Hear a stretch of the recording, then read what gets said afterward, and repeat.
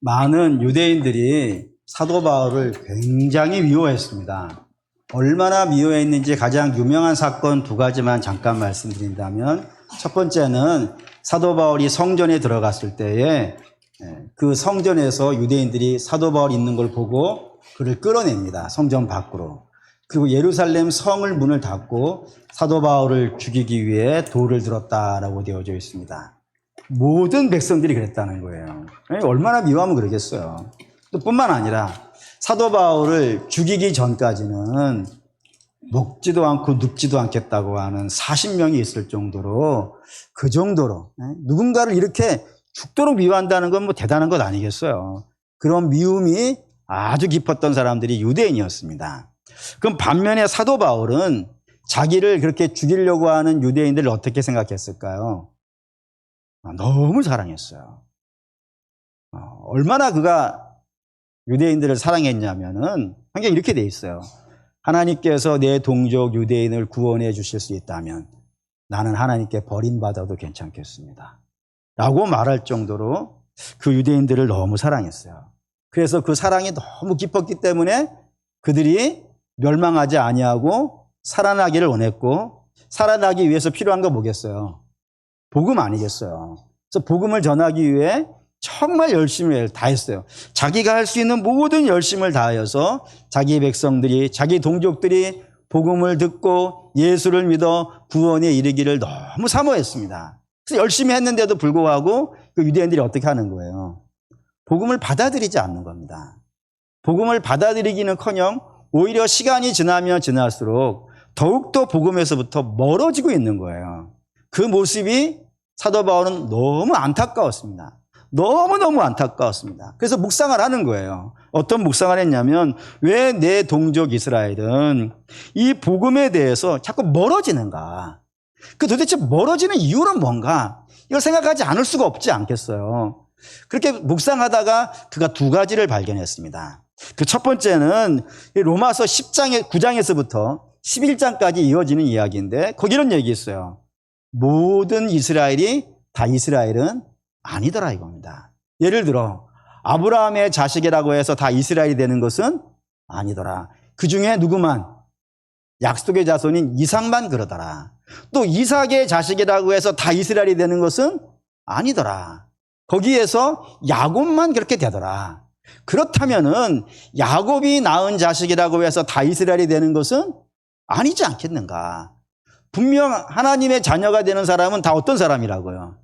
창세전에 하나님이 그를 택하시고 구원하시기로 작정한 사람들이, 그렇게 택함 받은 사람들이 이스라엘이고, 그런 사람들은 반드시 예수를 믿게 된다라는 것이 첫 번째 그가 얻은 결론이었고, 두 번째는 다가 아니면은, 자기 동족 다가 아니면 일부는요, 일부는 당연히 예수 그리스도를 믿어야 될 텐데 왜 그 일부는 예수 그리스도를 부인하고 자꾸 멀어지고 있는가? 이게 계속 묵상이 된 거예요. 그러면서 생각한 첫 번째 답은 무엇이냐면, 조건이 안 좋아서 그런가? 우리 동족이 조건이 안 좋아서 그런가? 라고 생각한 거예요. 예수 믿기 안 좋은 조건이 있는가? 생각해보니 그건 절대로 아닌 것 같은 거예요. 왜냐하면 그 동족은 하나님을 이제 아는 자들이 아니거든요. 그들은 언제부터 아는 거예요? 조상 때부터. 아브라함이라고 하는 조상 때부터 하나님을 알았고, 모세 때부터 제사를 지내왔다고요. 그러니 오랜 시간 하나님을 예배해왔고 제사해 온 민족이고, 또 뿐만 아니라 하나님께서는 이 백성들에게 특별히 위대한 예언자들을요 어마어마하게 보내주잖아요. 모세부터 시작하여 여호수아도 그렇고요, 다윗도 왕이긴 하지만 그도 베드로가 예언자라고 했으니까 다윗도 보내주시고, 이사야나 예레미야, 수많은 어마어마한 기라성 같은 예언자들을 보내서 이 백성들은 어린 시절부터요 하나님 말씀을 들어왔다고요. 안 들을 수가 없을 정도로, 마치 우리나라 태어나면서부터 몸에 모든 게 익숙한 것들이 있지 않습니까? 그러니까 이스라엘에게는 이런 율법과 제사와 신앙 이런 것들이요 그냥 로 내려오는, 모태로부터 내려오는, 모태. 그래서 그게 모태 이렇게 되는 건 아니겠지만 계속 모태로 내려와서 그 모든 것이 몸에 배어져 있는 신앙이란 말이에요. 그러니 누구보다도 하나님을 잘 알 수 있겠죠. 누구보다도 예수 그리스도를 잘 믿을 수 있는 조건들은요. 이방인들 보고는 다를 것 아니겠어요. 하나님을 전혀 모르는 이방인들과 하나님을 아는 백성이면 어느 쪽이 더 예수 그리스도를 잘 믿을 수 있는 거예요. 상식적으로 봤을 때. 당연히 하나님을 잘 알고 있는 이스라엘이 더 잘 믿을 만한데, 그럼에도 불구하고 이들이 왜 좋은 조건을 가지고 있음에도 불구하고 예수를 배척하는가 라는 것이 고민이지 않겠어요. 그 고민을 하다가 그가 얻은 답이 하나가 있습니다. 그게 뭐냐면 자기의라는 겁니다. 자기의가 너무 강해. 다시 말해서 유대인은 우리는 누구랑 달라? 이방인과는 달라. 우린 택한 백성이야. 그래서 우리는 하나님을 잘 섬겨. 이방인들은 하나님을 잘 못 섬기지만 우리 하나님을 잘 섬겨.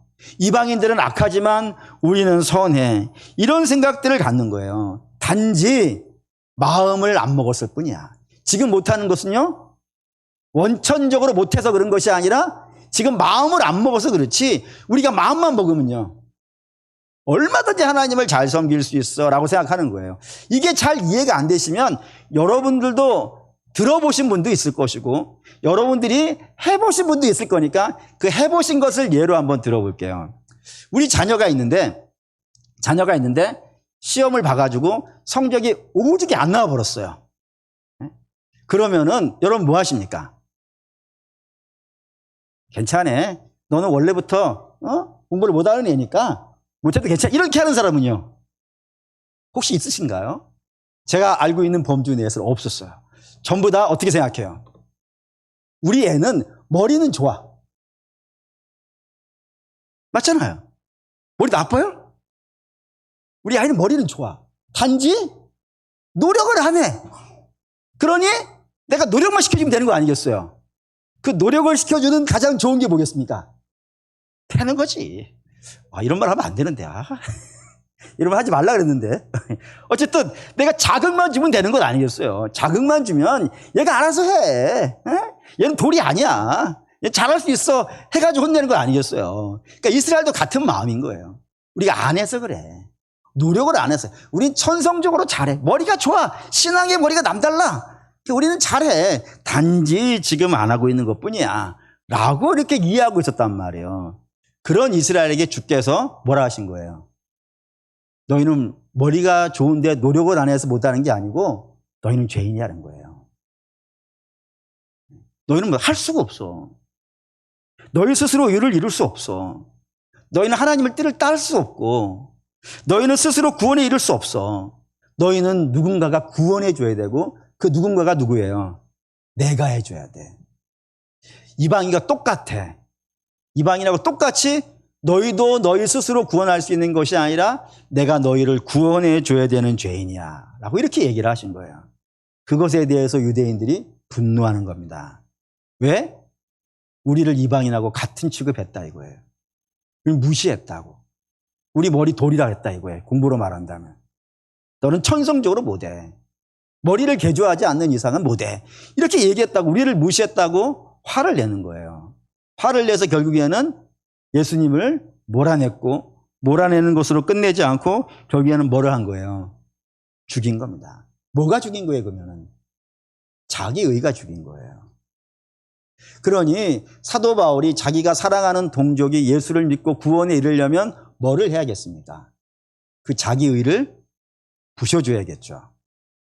그 자기 의가, 너희가 자랑하는 그 의라는 것이 얼마나 허망하고 가치 없는지를 그거를 보여줘야 되지 않겠어요.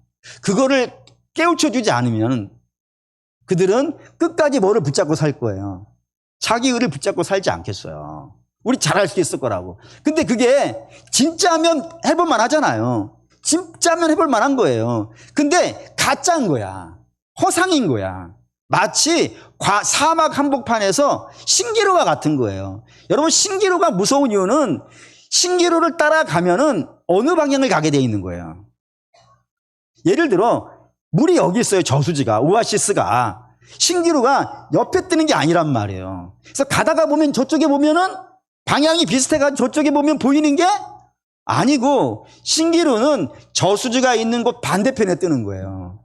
그러니 그 신기루를 따라가면요, 물에 영원히 도달하지를 못하는 거예요. 그런 나는 물을 있는 걸 봤어, 나를 믿어 라고 수많은 사람들을 데리고 가는데 결국에는 물 없는 곳에 가서 죽어버린단 말이에요. 그러니 그 물 없는 곳에 죽어가는 사람을 다시 이쪽으로 끌어올려면 어떻게 해야 되겠어요, 여러분? 당신 가는 데가 틀렸어. 당신이 보는 게 다가 아니야. 당신의 판단을 믿지 마. 물 있는 곳 여기야 라고 그렇게 알려줘야 되는 것 아니겠어요? 그래야 제대로 된 길을 갈 것이니까. 그러니까 사도 바울도 너희가 자랑하는 의라는 것이 얼마나 허무한지 그거를 보여줘야 된단 말이에요. 그걸 알려줘야 된다. 그걸로 안 돼. 너희의 현실을 알아야 돼. 미안하지만 너희의 현실을 좀 제대로 봐야 돼 라고 하기 위해서 무슨 설교를 하냐면 죄에 대한 설교를 아주 열심히 하는 거예요, 여러분. 너희 죄인이야. 너희 의지하면 안 돼. 너희가 잘하는 걸 붙잡으면 안 돼. 그걸로 안 돼. 이거를 사명을 갖고 하는 거니까. 그러니까 죄 설교는 듣는 사람들을 무시하고 싶어서 하는 게 아닙니다. 정죄하려고 하는 거 아닙니다. 그걸 너 자신을 의지하지 말라고. 죄인된 너를 의지하면은 결국에는 구원에 이르지 못하니까 그거를 내려놓고 진짜를 잡아야 돼 라는 마음에서 애타게 죄의 설교를 하는 거예요. 근데 오늘 그게 가장 대표적인 설교입니다. 10장 19절 읽어보시죠. 10장 19절 읽겠습니다. 그러나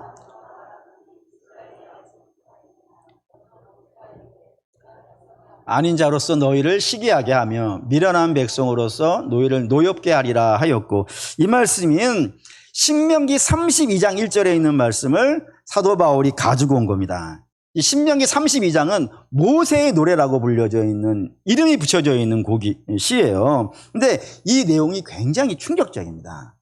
어떤 면에서 충격적이냐면 이런 겁니다. 하나님께서 이스라엘을 애굽에서 건져내셨어요.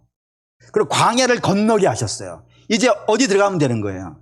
가나안만 들어가면 되는 거예요. 근데 이 모든 과정을 누가 다 주도하신 겁니까? 하나님이 하셨어요. 얼마나 놀라운 일을 하셨는지 아시죠?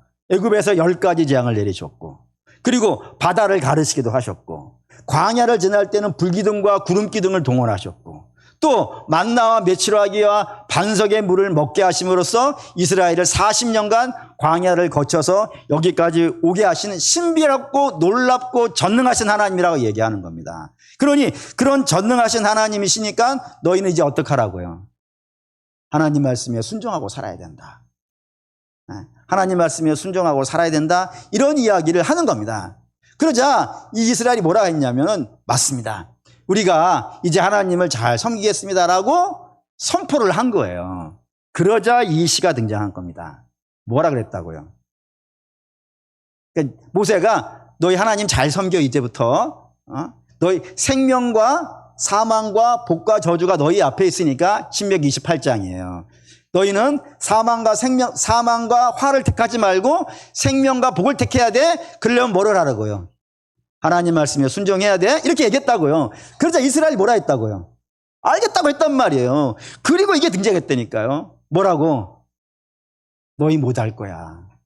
너희는 결국에는 하나님을 부인할 거야. 하나님을 버릴 거야.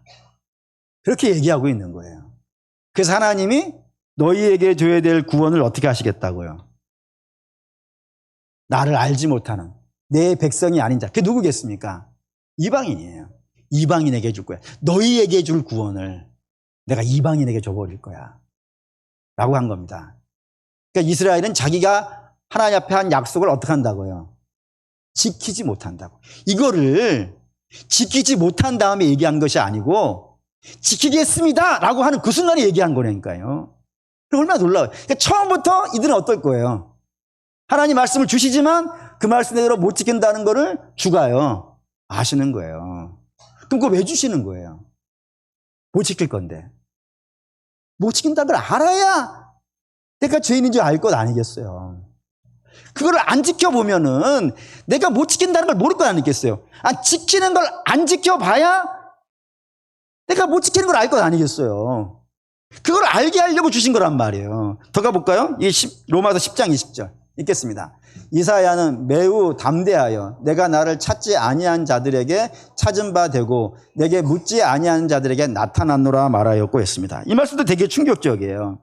하나님께서 당신을 누구에게 보여주시겠다고요? 나를 찾지 않던 자들, 나를 쫓아오지 않던 자들. 그게 누구겠어요, 여러분? 이방인이에요. 아니, 구원을 여기에도 이방인에게 주시겠다 이거예요. 이거 왜 이런 이야기가 등장하냐면 21절 때문입니다. 21절 읽겠습니다. 이스라엘에 대하여 이르되 순종하지 아니하고 거슬려 말하는 백성에게 내가 종일 손을 벌렸노라 하였느니라. 하나님께서 자기 백성에게 손을 벌리셨대요. 뭐 하라고? 이리 오라고. 너희 딴 데 가지 말고 내게 와야 돼 하고 종일, 그러니까 종일이라는 건 여기서 그냥 하루 이런 개념이 아니죠. 하나님에게는 시간이 없는 분 아니겠어요. 그러니까 예를 들어 이렇게 드릴게요. 돌아온 탕자 이야기 있는데 거기에서 아버지가 그 아버지를 떠나간 탕자를 어떻게 합니까? 기다리죠. 매일 옥상에 들어가서 기다리는 거예요. 근데 기다리고 있는 중에 탕자가 어떻게 됩니까? 오죠. 그래서 나가서 맞이하잖아요. 근데 이 말은 어떤 것이냐면 기다려도 오지 않았다 이거예요. 이스라엘을 아무리 기다려도 오지 않았다고요. 이게 왜 중요한 표현이냐면은 이사야라는 책 때문에 그래요. 이사야는 총 3권으로 나눠져 있어요. 3권으로. 그래서 1권을 제1 이사야, 2권을 제2 이사야, 3권을 제3 이사야 그러는데 그 책마다 주제가 달라요. 시기도 달라요. 어떻게 다르냐면 제1 이사야는 이사야 1장에서부터 39장까지예요. 여기 안에 들어져 있는 내용은 이스라엘의 멸망 전 왕조 때 예언들이에요.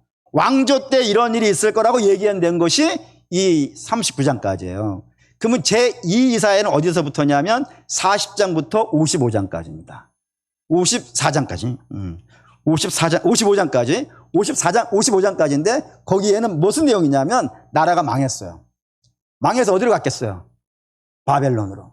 포로 생활 어마어마하게 힘들었어요. 고난받고 있는 이스라엘이에요. 그 고난받고 있는 이스라엘을 위로해 주시기 위해서 예언된 말씀이 이 40장에서 55장까지예요. 그러면 제3 이사야는 어디서부터냐면 당연히 56장에서부터 66장까지예요. 그거는 어떤 예언이냐? 바벨론에서 돌아온 거예요. 해방되어서 돌아온 사람들에게 한 예언이에요. 그러면 오늘 저와 여러분이 읽은 이 본문 로마서 10장 20절, 21절은 이 중에 어디에 해당되어지는 것이냐면 65장에 있습니다. 65장에. 그러면 어느 예언이겠어요? 누가 들은 예언이겠어요? 바벨론에서 돌아온 자들이 들은 예언이에요. 그러면 여러분 머릿속에 쫙 지나가는 것이 있으면 성경을 좀 보신 분들이 되겠지. 우리가 시편에 이런 내용이 있어요. 바벨론에서 해방되어 돌아온 백성들이 하나님 앞에 노래를 불렀습니다. 뭐라 불렀냐면은 눈물 흘리며 씨를 뿌리는 자는 기쁨으로 단을 거두리라. 그 말의 뜻은 이런 겁니다. 우리가 예전에 왜 망했는가? 망한 이유는 하나님 말씀을 안 지켰다 이겁니다. 안 지켰기 때문에 망했다 이거예요. 근데 하나님께서 다시 기회를 주신 거예요. 다시 예루살렘에 가서 다시 성 짓고 다시 성전 짓고 제대로 예배 생활할 수 있도록 다시 한번 기회를 주신 거예요. 그때 그 기회를 받은 자들이 뭐라 했다고요? 이제는 정말 잘하겠습니다. 내가 눈물 흘리면서라도 아무리 힘든 말씀을 주고 아무리 어려운 말씀을 준다 하더라도 우리는 반드시 2번의 기회를 얻었잖아요. 한 번 얻은 것도 어려울 판인데 하나님으로부터 2번이나 기회를 얻었으니까 우리 정말 잘할게요. 정말 눈물 흘리면서도 잘할게요 라고 결단한 백성들이라는 거예요. 그 결단한 백성들에게 뭐라 했다고요? 너희 못할 거야. 너희 못할 거야. 충격적이죠. 아까도 했는데 아까 모세를 통해서도 가나안 들어가기 전에도 너희 못할 거야. 내가 이걸 너희에게 주지만 너희 못할 거야. 그 말씀을 이사야 다시 한번 바벨론에서 돌아오는 백성들에게도 동일한 말씀을 하신 거예요. 너희 못할 거야. 너희는 나를 배신할 것이고 나를 떠날 거야. 내가 종일토록 손을 벌리고 너희를 기다리고 기다려도 너희는 내게 돌아오지 않을 거야 라고 이렇게 얘기하신 거예요. 그리고 실제 한번 어떤 일이 있었는지 볼까요? 말라기 1장 10절 읽겠습니다. 만군의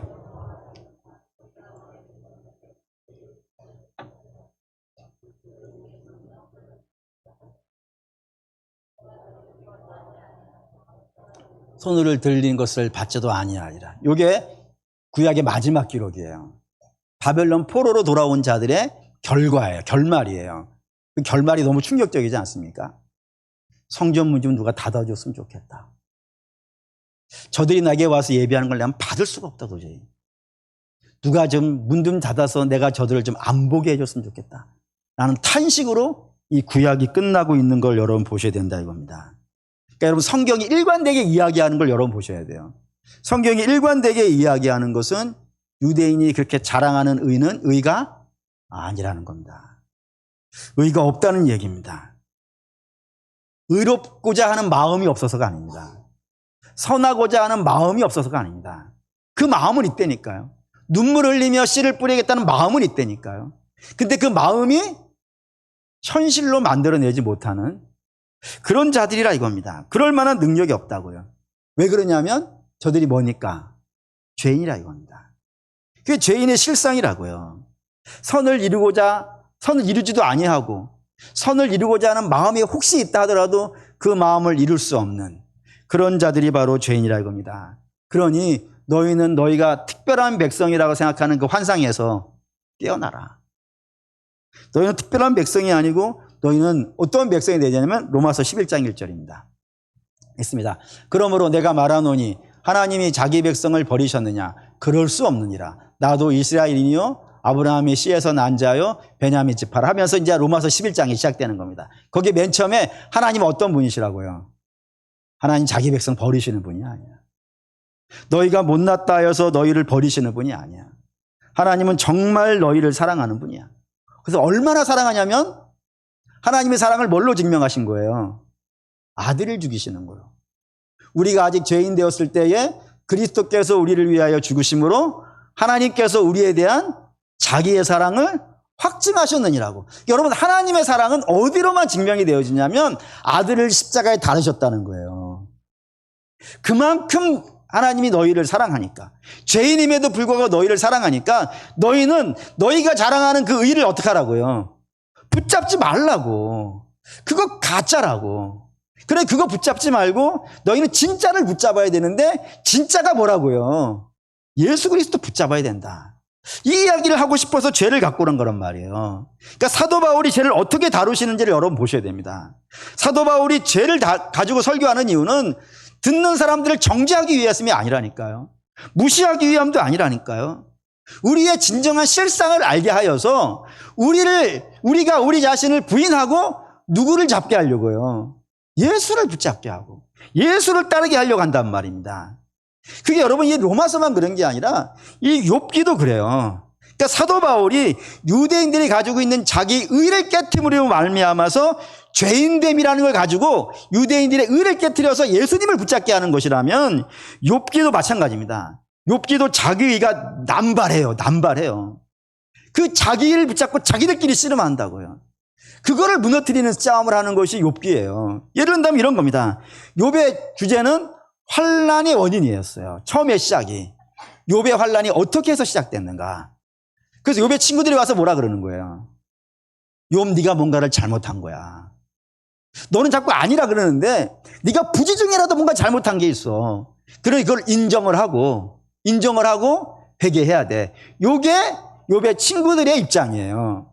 반면에 욥의 입장은요. 난 잘못한 게 없어요. 난 잘못한 게 없어.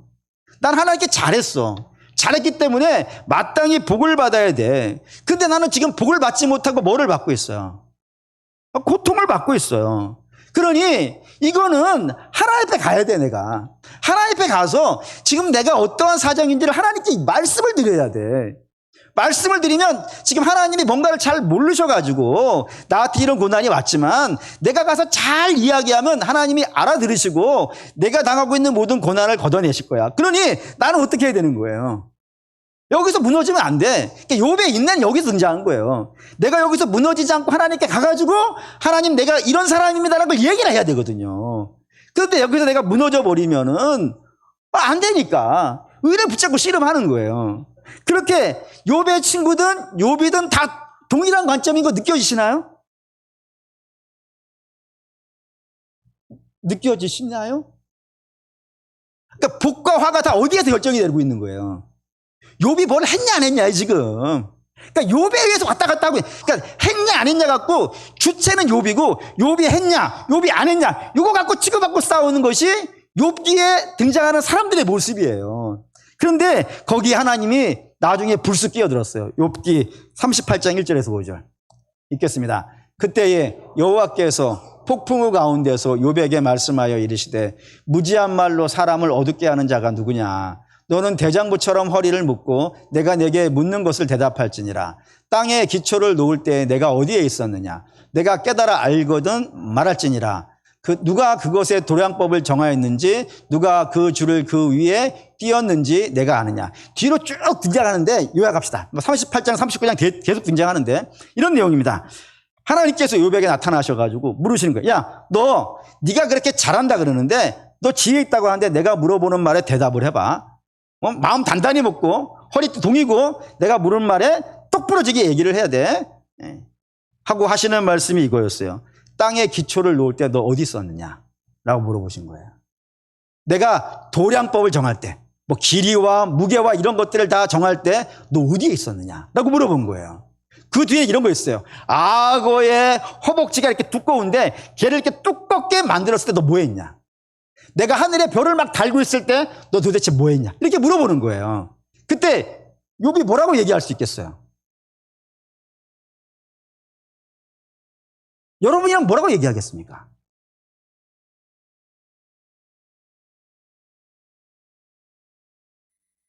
이게 정답이에요, 여러분. 정답을 말씀하셨어요.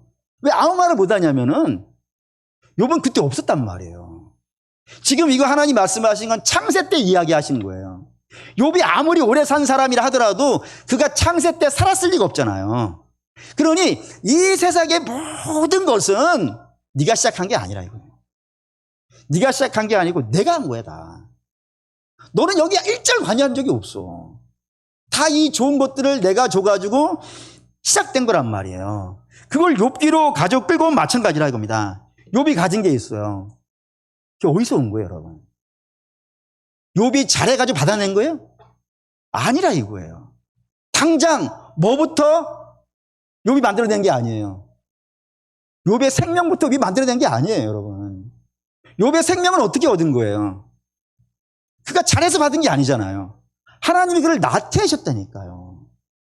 그의 부도 그렇고 그의 자식도 그러고 그가 가진 모든 좋은 것들이라고 하는 것은 하나님이 그에게 주셔서 있는 거란 말입니다. 다시 말해서 욥이 잘할 수 있었던 이유는 뭐겠어요? 욥이 잘할 수 있는 것도 하나님께서 그에게 훌륭한 마음을 주셨다니까요. 그 마음을 주셔가지고 그로 하여금 잘하게 하신 거란 말입니다. 모든 것이 그렇다고요. 그러면 인내는 어떻게 했어요?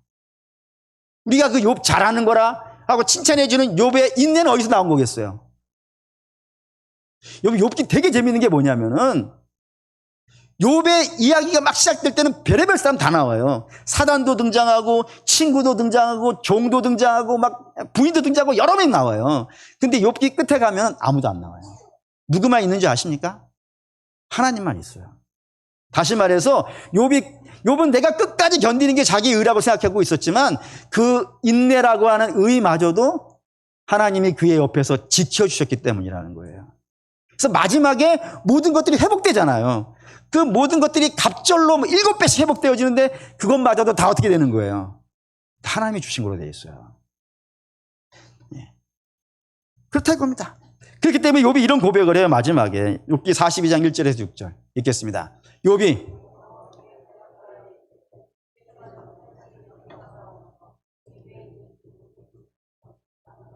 무지한 말로 이치를 가리는 자가 누구니까? 나는 깨닫지도 못한 일을 말하였고 스스로 알 수도 없고 헤아리기도 어려운 말을 하였나이다. 내가 말하겠사오니 주는 들으시고 내가 주께 묻겠사오니 주여 내게 알게 하옵소서. 내가 주께 대하여 귀로 듣기만 하였사오나 이제 눈으로 주를 배웁나이다 라고요. 내가 이전까지는 잘 알지 못하고 얘기했다 이거예요. 잘 알지 못하고 있을 때는 내가 대단한 사람인 줄 알았어요. 이 모든 것들이 내가 잘하기 때문에 하나님이 내게 주신 선물인 줄 알았어요. 근데 하나님의 말씀을 들어보니까 아닌 거예요. 모든 것들이 어디서부터 왔다고요? 하나님이 내게 주시지 않았다면 내가 아무것도 가질 수 없었던 사람인데 그런 내가 감히 하나님 앞에서 내 의의를 주장했군요. 잘못했습니다. 이전에 한 말 다 잊어주시고요. 그리고 나는 이제 제 가운데서 회개하겠습니다. 라고 하면서 회개의 이야기가 등장하는 겁니다. 그런 식이 되어지는 거라 이겁니다. 그러니까 하나님은 욥이 있기 전부터 모든 것을 그에게 주신 분이라고요. 그 뒤에 등장하는 모든 이야기도 다 마찬가지라고 되어 있습니다. 그리고 사랑하는 믿음의 성도 여러분, 성경이 우리에게 이야기하는 것 분명히 여러분들이 기억하셔야 됩니다. 그게 무엇이냐? 사람은 의로운 자가 아니라는 겁니다. 그 누구든 의로운 자가 아니라는 겁니다. 설사 그가 의로운 부분이 있다면 그 의로움마저도 누가 주신 거예요? 하나님이 그에게 주신 거예요.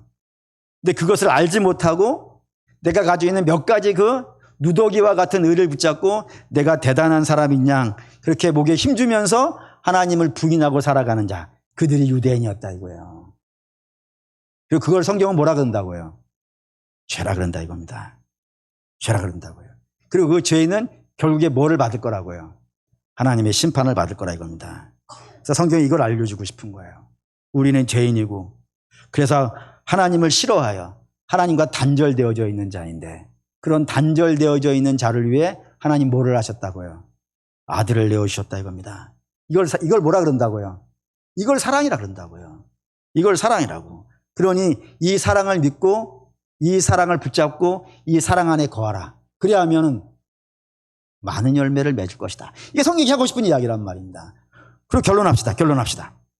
이게 이스라엘만의 이야기겠습니까? 이게 이스라엘만의 이야기겠습니까? 오늘 우리 이야기 아니겠습니까? 우리 이야기를 바꾸시려면 여러분 이렇게 하시면 됩니다. 유대인은 뭐를 붙잡았다고요? 자기의. 그 의에다가 여러분들 이 땅에 있는 사람들이 붙잡는 걸 집어넣으시면 됩니다. 어떤 사람은 자기 힘일 것이고요. 어떤 사람은 자기 부일 것이고요. 자기 재산일 수도 있을 것이고요. 자기 권세일 수도 있을 것이고요. 자기 힘일 수도 있고 자기 주목일 수도 있고 자기 지식일 수도 있을 겁니다. 그것을 가지고 내가 이 땅을 복 있게 살고 또 구원에 이를 수 있을 거라고 생각하는 것이 이 땅 사람들의 모습입니다. 여러분 분명히 보셔야 돼요. 그걸로 구원 안 될 겁니다. 여러분 힘이 있으면 그 힘 갖고 구원을 이룰 것 같습니까? 오히려 그 힘 때문에 타락하지 않습니까? 재산이 있으면 그 재산을 갖고 거룩하든가요? 그 재산 때문에 타락하지 않습니까? 그 지식이 있으면 저 좋은 대학 가면 훌륭한 사람 되든가요? 그 훌륭한 지식 갖고 악한 짓 하지 않습니까?